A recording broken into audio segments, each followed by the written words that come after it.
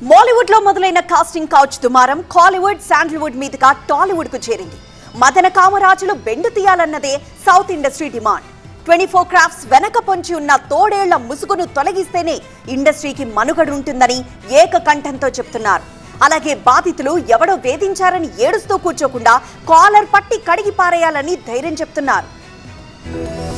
బాలీవుడ్ లో లైంగిక వేధింపులపై హేమ కమిటీ ఇచ్చిన నివేదిక ఏకంగా సౌత్ ఇండస్ట్రీనే షేక్ చేస్తోంది.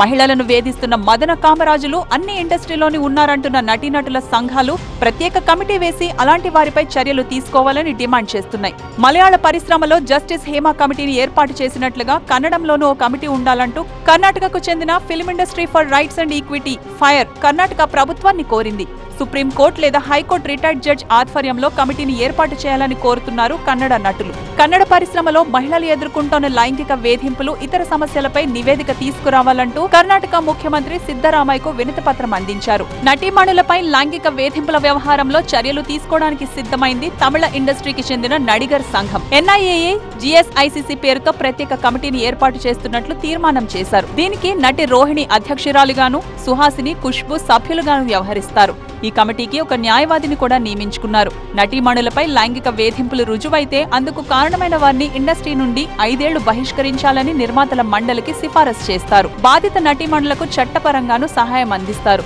బాధితులు ఫోన్ లేదా ఈమెయిల్ ద్వారా సంఘానికి ఫిర్యాదు చేయవచ్చు.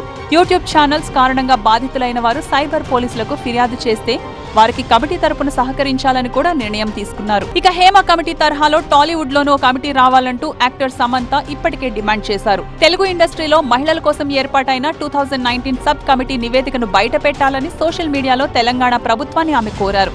తెలుగు చిత్ర పరిశ్రమలోని మహిళలకు మద్దతుగా నెలకొల్పిన ది వాయిస్ ఆఫ్ ఉమెన్